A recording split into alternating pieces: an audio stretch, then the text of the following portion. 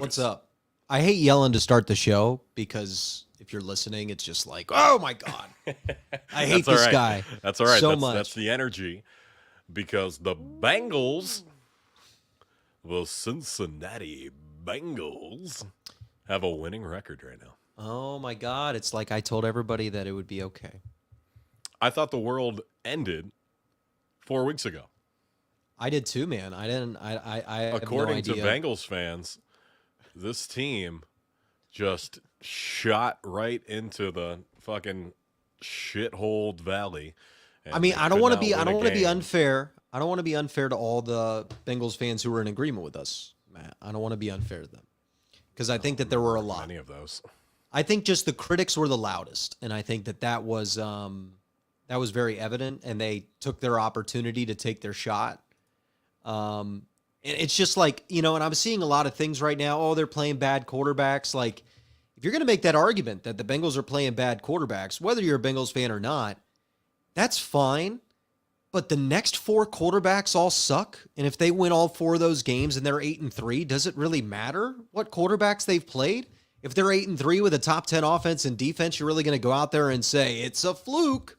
The defending AFC champion being 8-3 would be a fluke, right? So that's what you're setting yourself up for if you lay that argument out. And this is just, Matt, this is the team that we always imagined. And that's why there's so much excitement.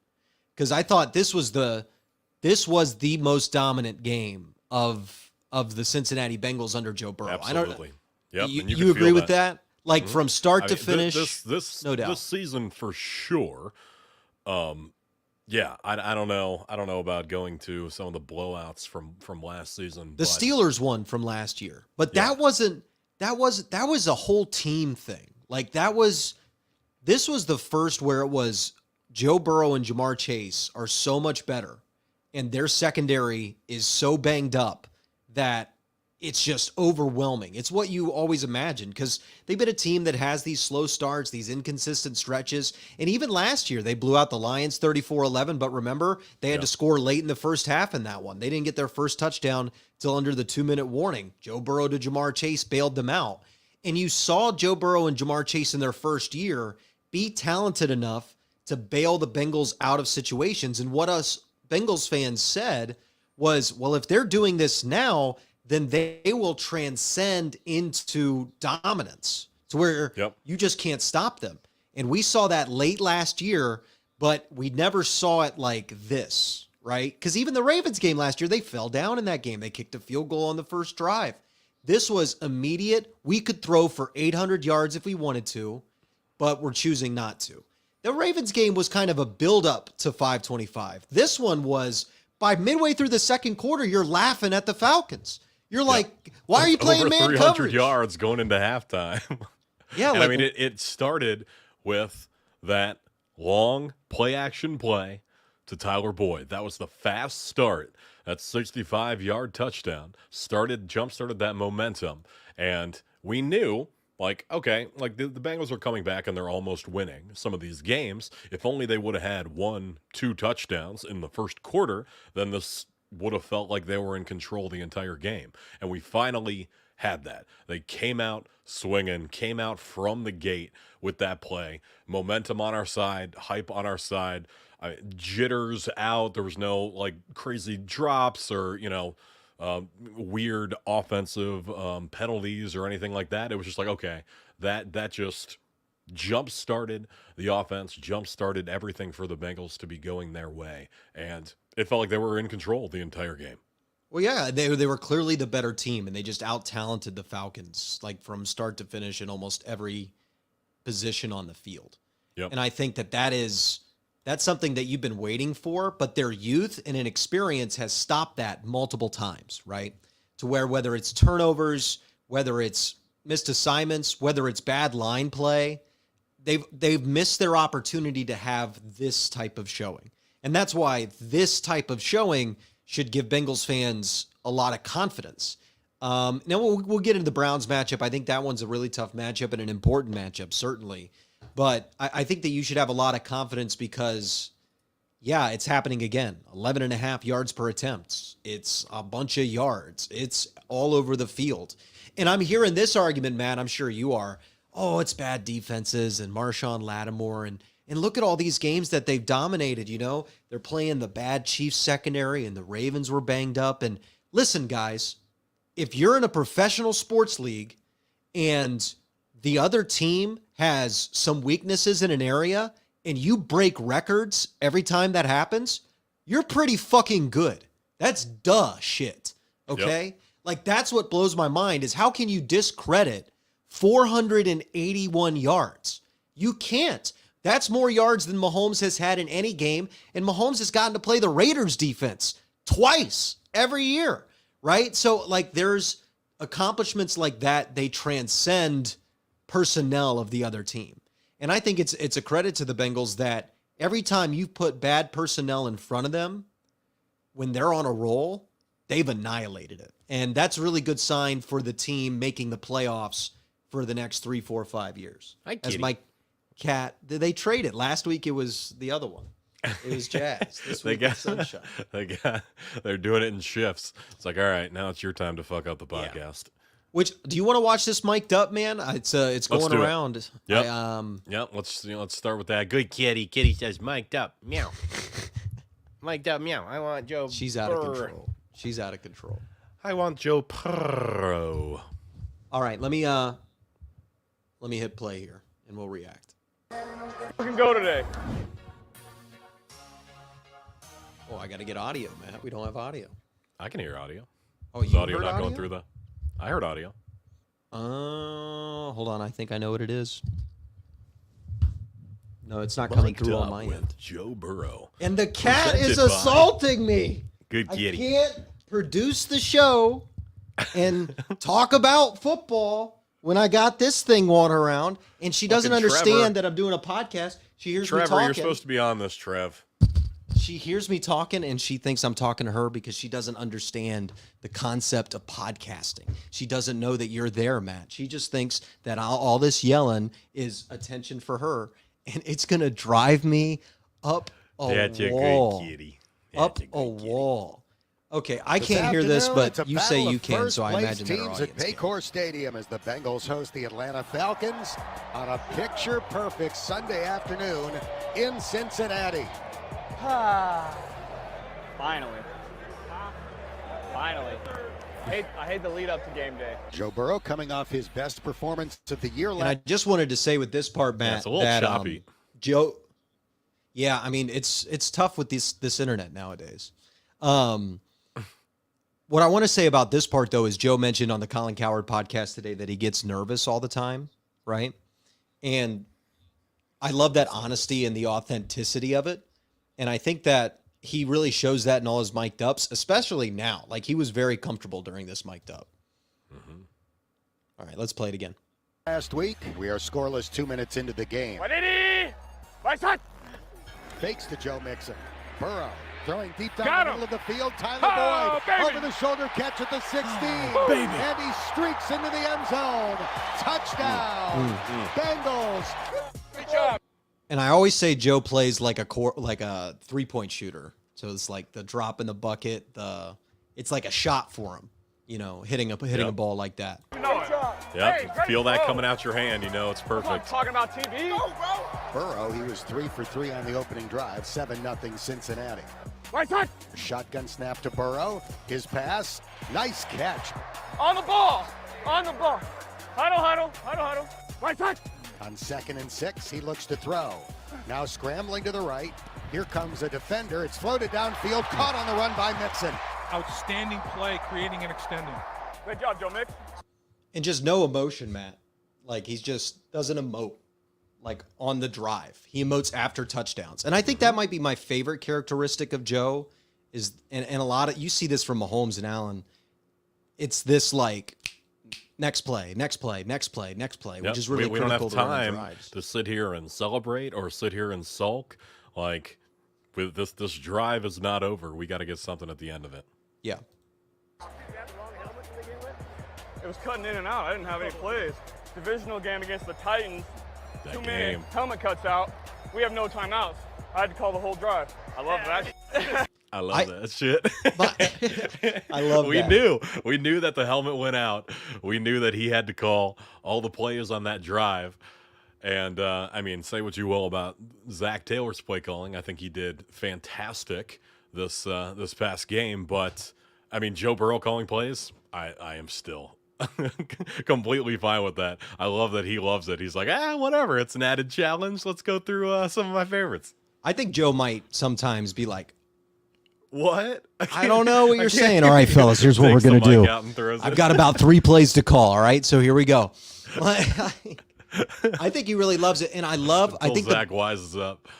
I think Bengals PR is a little flustered. Not flustered. I think that's an aggressive word. I think they're a little perplexed, as am I. How come that this story is not like nationally talked about? That he did that in a divisional game, taking 9 sacks, helmet goes out. Like, I feel like that's almost a story that should be, when you're talking Joe Burrow on a national level, that's a story that should be told immediately. Because it's big moments, it's poise, it's under duress, it's the mental capacity of the game, it's all those things you look for in quarterback play. So I think they love including it and reminding people like, dude, he called a drive that set up points you needed to win a game. He got 9 sacks and won on the road against a 1 seed in the NFL playoffs, and that's really rare stuff. If you were going to go out of your way to try to orchestrate a challenge that you're like, okay, this guy's pretty good, but now let's challenge him by making the mic go out and having all of these other things that are going to be pressuring him and causing him to either fold if he's not clutch, if he's not going to be able to handle that, and then he's like, oh well, he's good, but only in those situations where he doesn't have all of these issues happening. To be able to rise to that challenge, that's that elite, that's that next level, that's that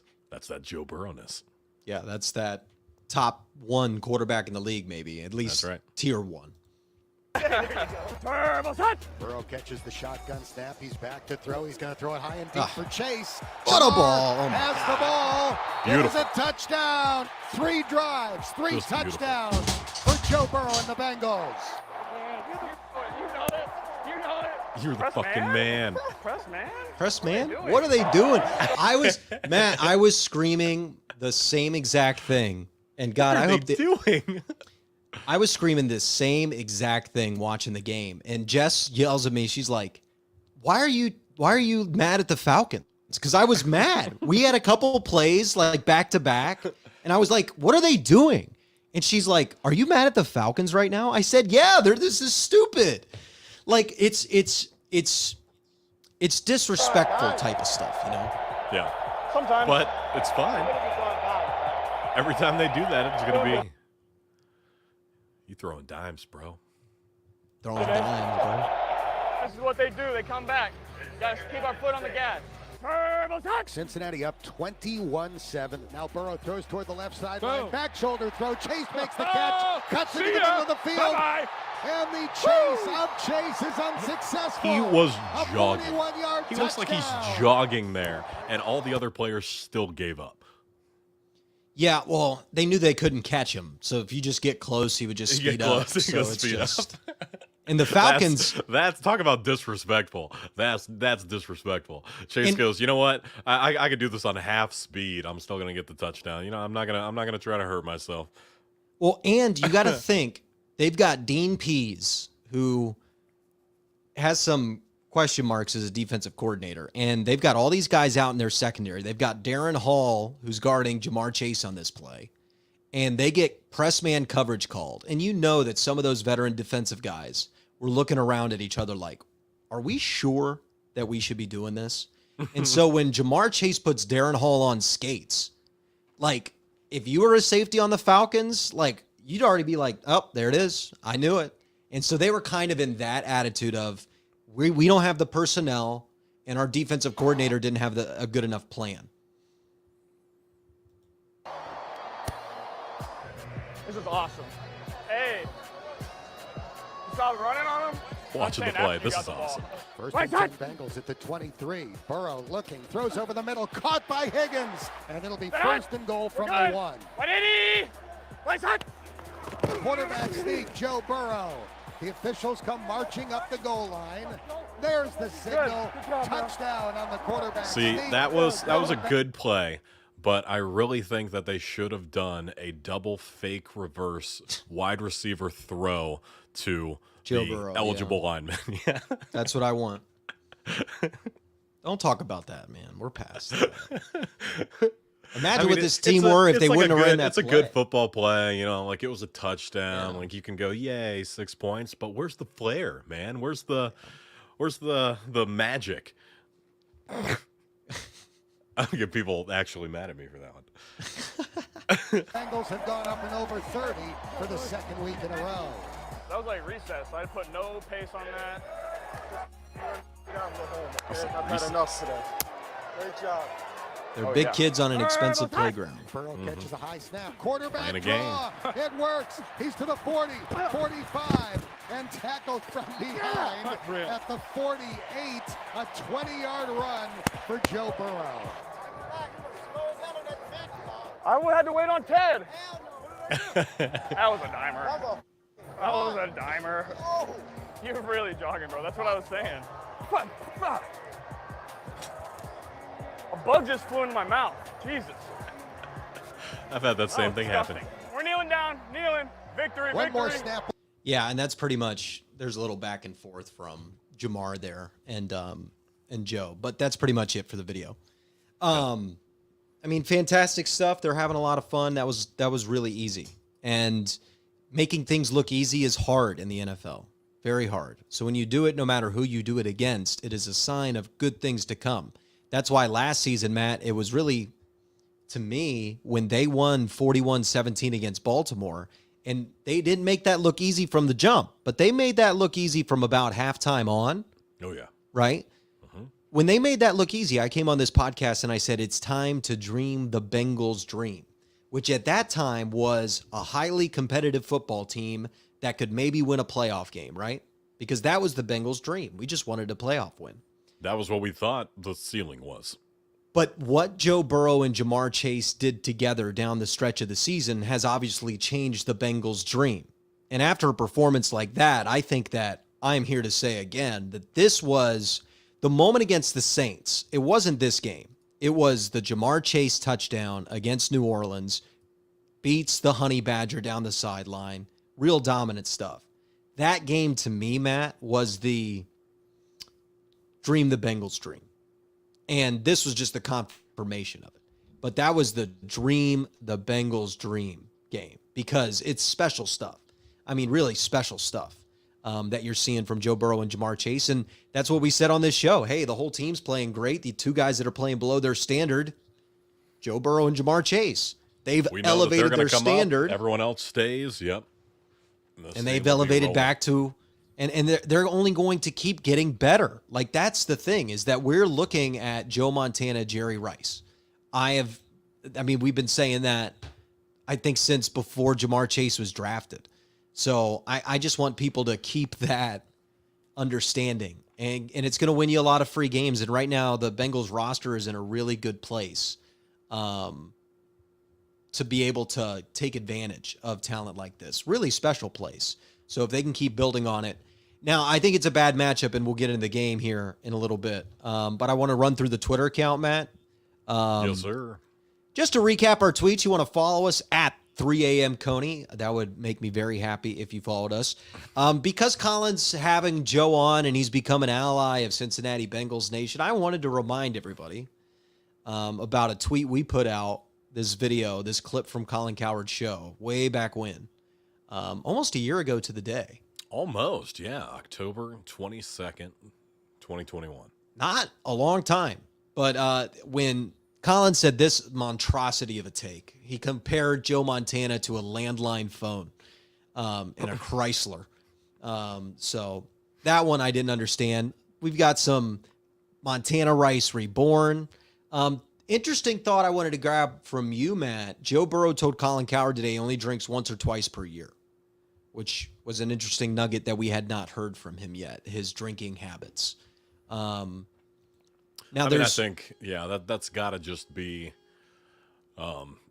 treating his body, the way that he trains, the way that he prepares for games.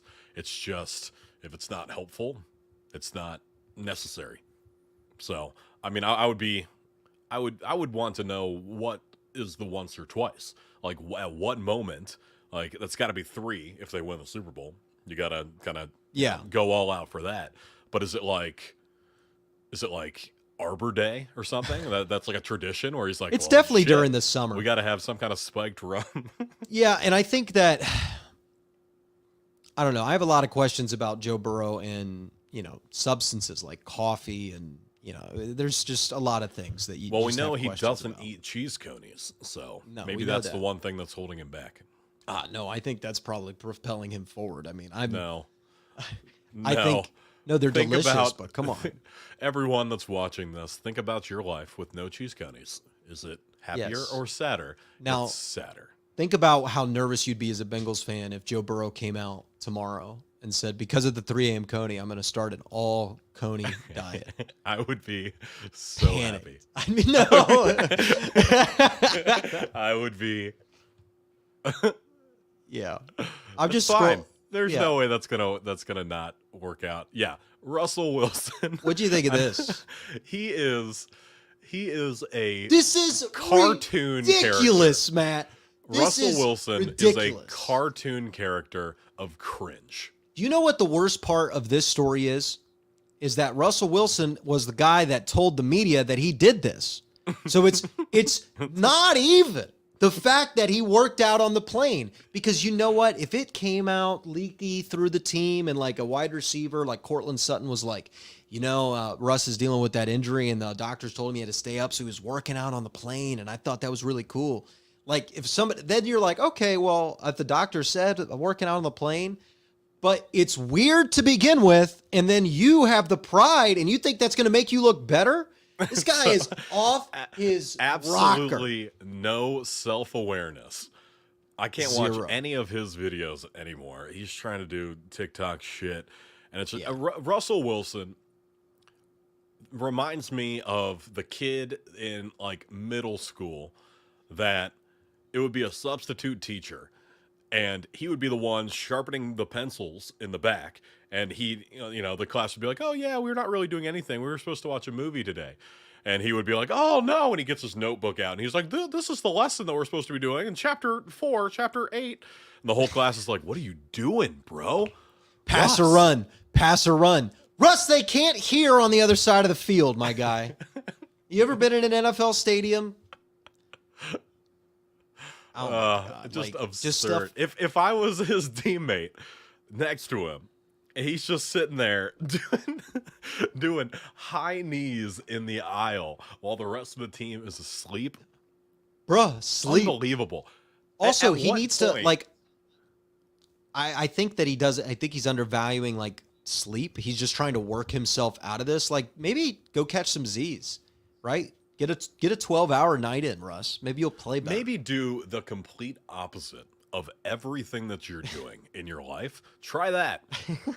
And it can't be worse. Probably keep your wife, though, I guess.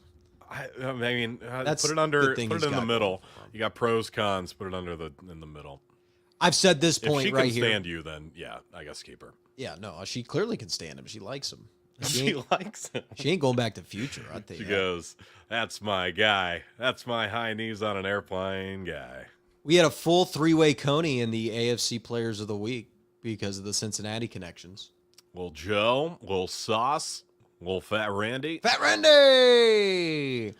Now, do you know where that nickname started? I mean, probably when he decided to order that 4th cheeseburger.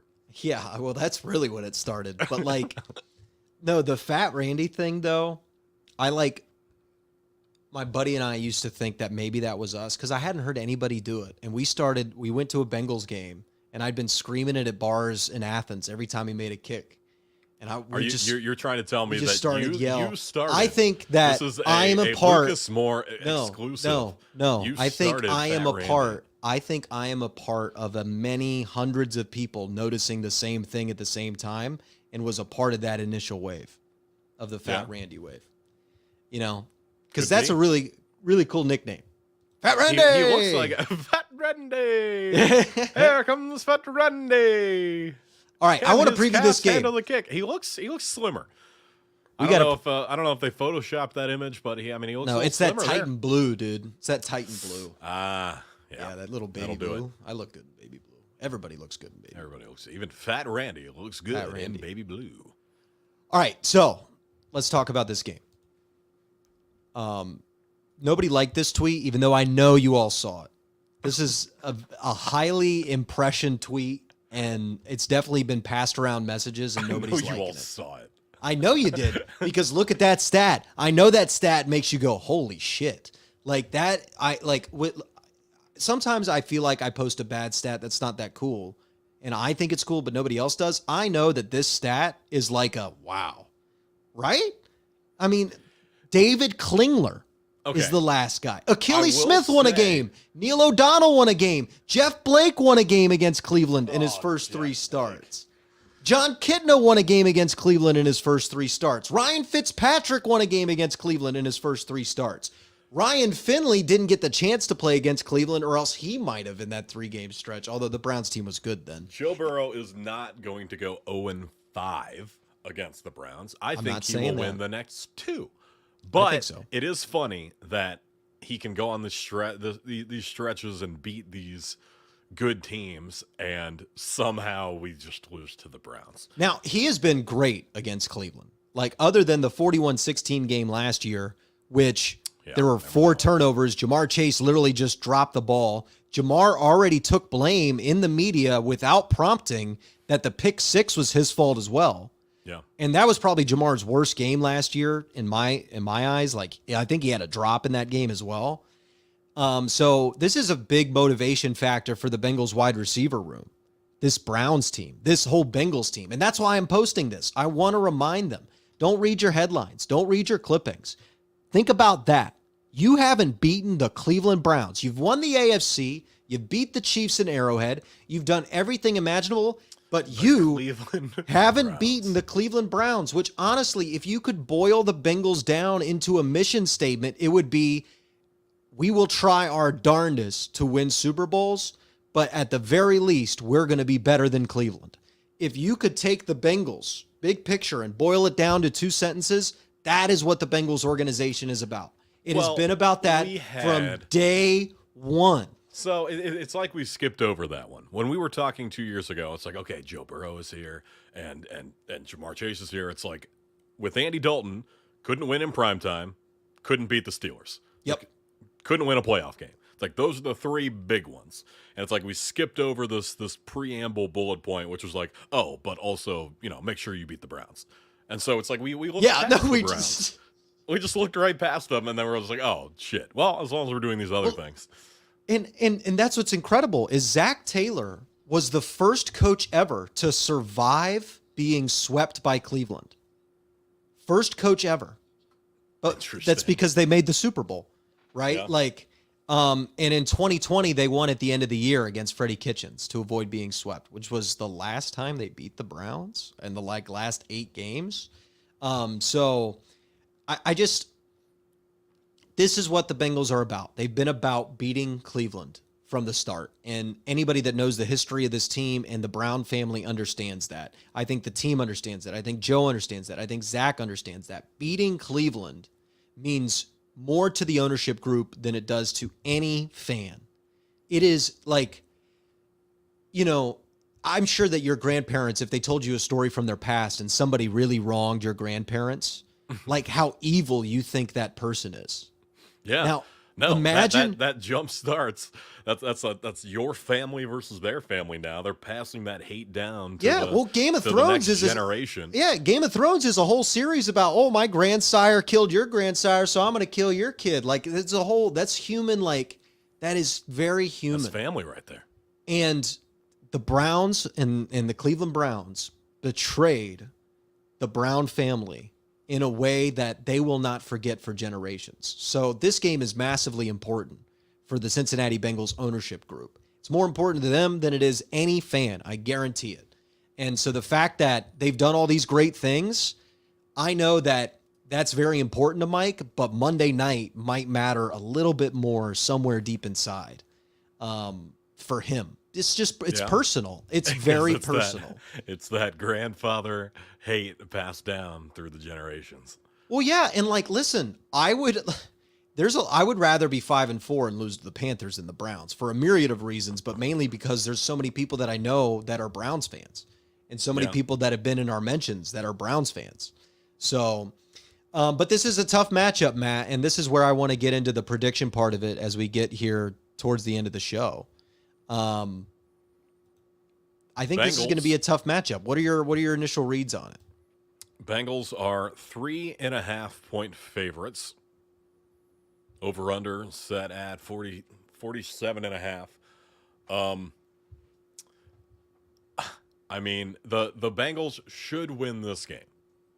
The only issue is it's the Browns. For some reason, that has been this kryptonite of we can beat anyone. Joe Burrow's 0-3 against the Browns. So Monday Night Football, I think this is a big one for Joe Burrow to get his first win against the Browns. I mean, it's probably going to be a close game. 3 points either way. 3 or 4 points either way, which is why Vegas goes, roll the dice. Which one do you think? This line, the value is on Cleveland because of what's on the screen, though. Like, it's a road primetime game, which we've already seen how difficult those are with the road primetime game against Baltimore. Because the Bengals, like, just the defensive back room from Baltimore played their best game they've played all year against Cincinnati. They had a really nice night. But of all the bad teams in the NFL, Cleveland is the worst matchup, and they've been the worst matchup for a while because you've got 2 great edge rushers, you got a lockdown corner, and you can run the ball. So what does that do? Shortens the game. Do you know where the number 1 and number 2 teams in the NFL right now in time of possession? Cincinnati and Cleveland. So you know what's going to happen in this game? Less possessions, less drives. Just long drives. And what I don't understand, what I didn't understand about the Baltimore game is when you are the better team, you want more drives because it's more opportunities for your talent to win out. And they did that against Baltimore. They didn't go tempo. They didn't try to speed the game up. They didn't try to get a drive or 2 extra out of the game to allow the talent to come to take over. Instead, they just played the game with the Ravens of, okay, we'll burn the clock too. And that's great when you're trying to whittle down a lead, but when you've got a live team that can run the ball like this, and if they get up 14-0, you're only going to have 3 drives the rest of the game. That is very dangerous. You can't do what the Bengals were doing in the earlier games and just hoping you get the ball back and you can get that touchdown late in the fourth quarter and then hopefully not give them enough time. Yeah, and this is the stat I wanted to share before we make our official predictions. I think this describes it. So they started in the Joe Burrow era. They started 0-3 when they went out to 7-0 leads because they had a 7-0 lead against the Chargers in his very first game and lost on some bullshit. If you know, you know. And most people don't know, actually, because I think everybody pretends like Joe Burrow burst onto the scene last year. He was fantastic his rookie season. Then you've got the game against Cleveland when he had over 400 yards and they lost 37-34. They went up 7-0 in that game. And the 21-0 lead they had against Indy that they blew. If you take out that 0-3 start and start from 2021, that's what the Bengals are when they just go up 7-0 because their entire team is designed to play from ahead.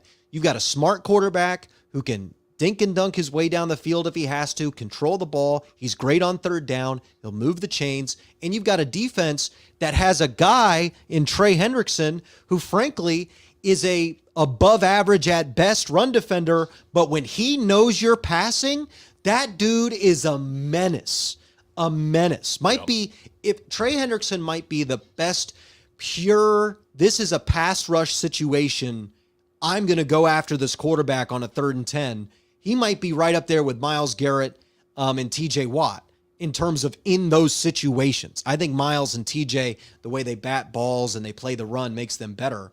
But like, that's incredible stuff when you just go up 7-0, just 7-0. So I think that the start again is incredibly critical for Cincinnati, but I don't think they're going to start as fast as they did against Atlanta. No, I mean, it's hard to start that fast every game, but that would be incredible if they did. So what's your prediction? Well, I mean, the real question is, do you think the Bengals are going to go over 30 points again for the third week in a row?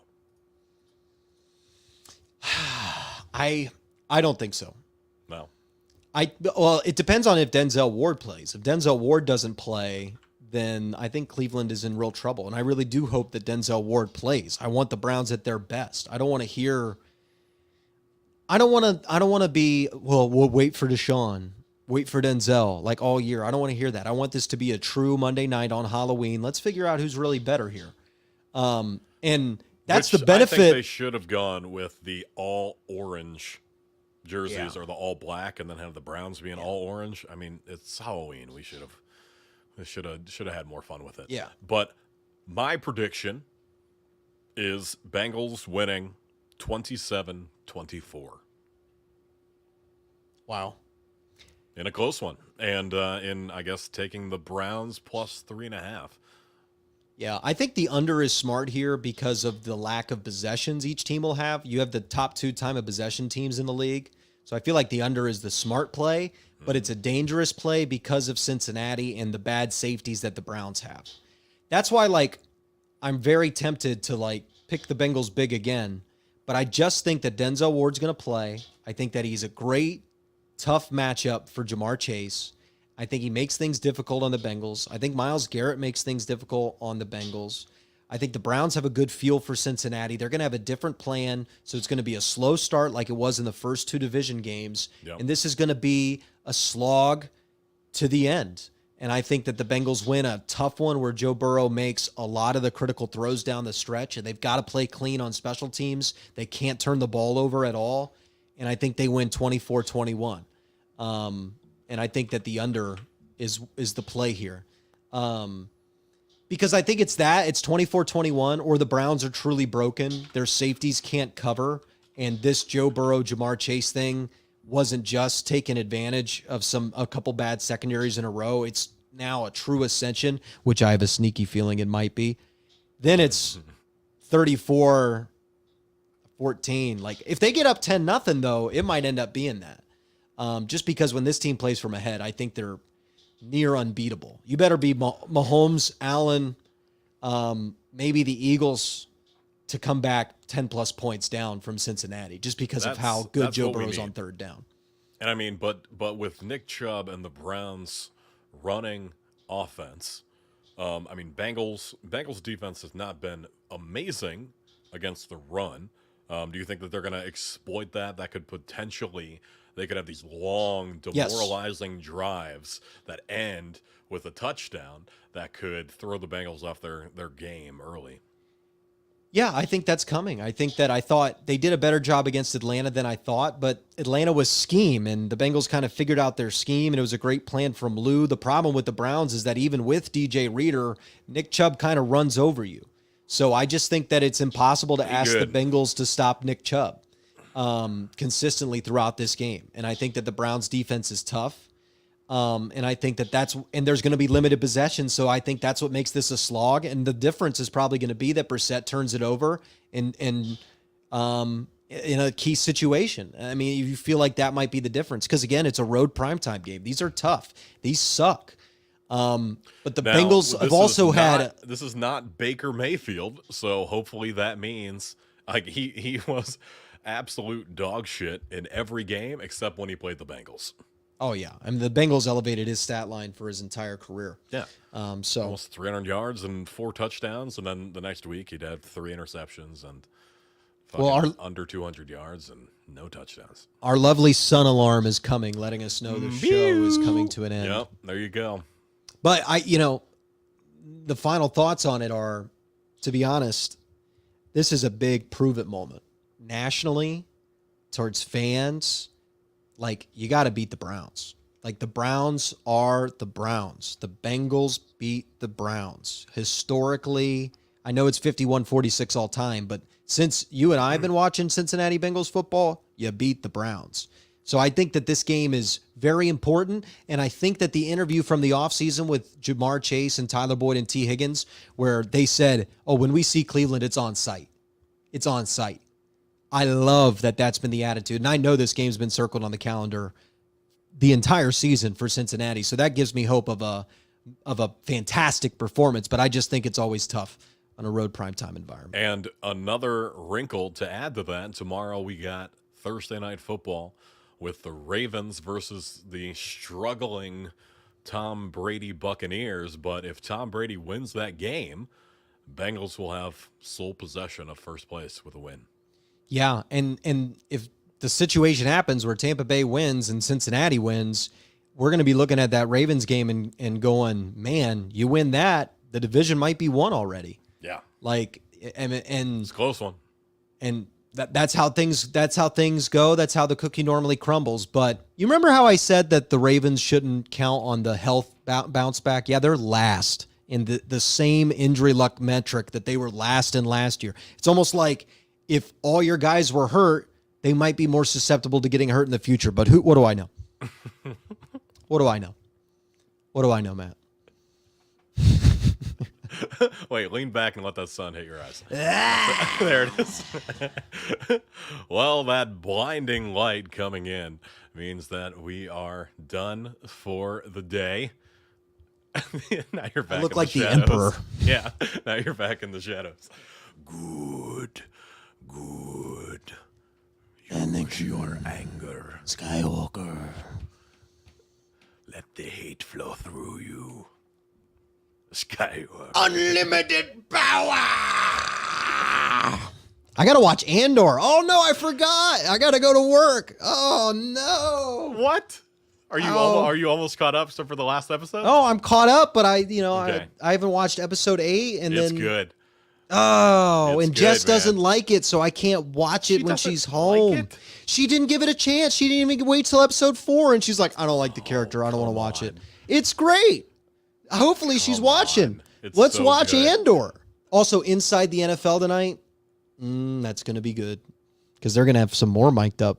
More mic'd going up crazy. moments from Joe Burrow. All right, we appreciate everybody for watching us, and we always go long, but that's kind of the MO around here. That's what we do. I can't believe the sun's out at 3 a.m. Oh, my God.